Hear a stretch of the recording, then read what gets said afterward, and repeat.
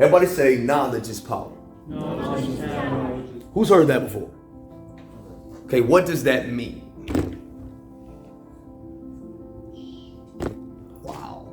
Hey, so there's a story that goes around the history about Henry Ford, right? So Henry Ford, one day, he makes cars, right? He's got his factories and all kind of stuff. Well, one day there was a factory and there was like a boiler or something that went down, right? So he calls this guy in. The guy walks in and he says to fix the boiler. He walks up to it, he looks at it, he opens it up, okay. He takes a screw, takes out the screw, takes another screw out of his bag, puts it in, everything starts working, right? Simple enough. You know how much he charged Henry Ford? $1,000. Now, that already seems like a lot, but in those days, $1,000 is a lot of money, right? So you're like, well, dang. Henry Ford was furious and said, bro, you just charged me $1,000 for a screw that cost $1. All you did was this and this.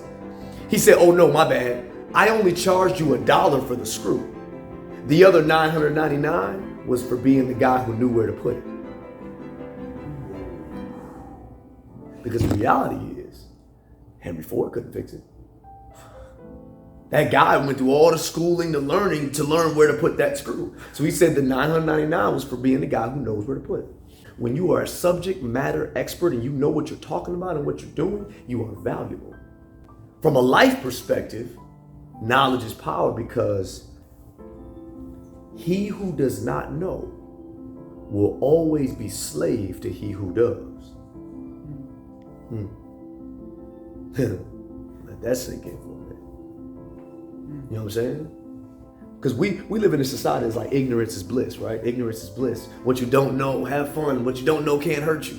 Actually, what you don't know can get you put in a prison cell. What you don't know can get your life taken. What you don't know can put you in chains.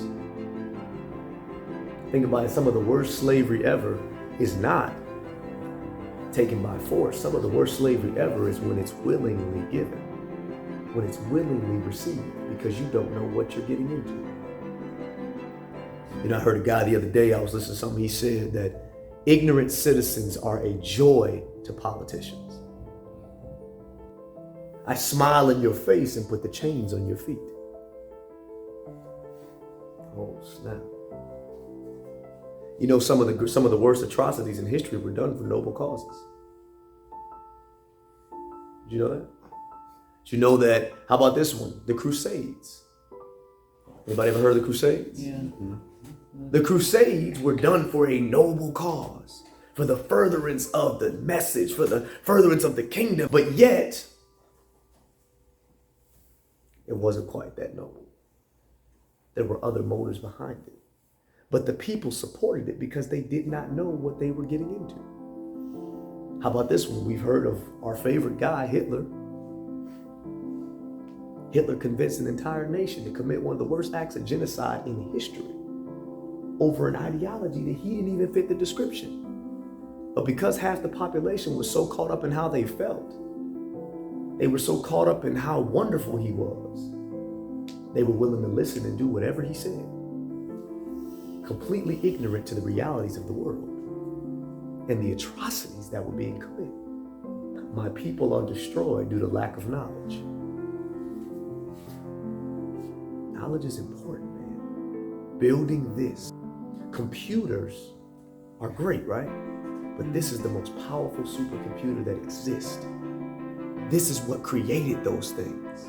And isn't it so interesting that we look around and our society has become slave to its own creation?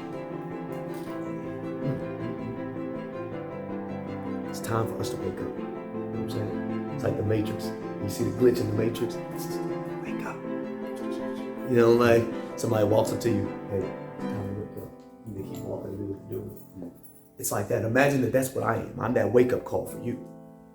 Because in order for you to be anything great, to fulfill your purpose, to see destiny, you have to build your mind.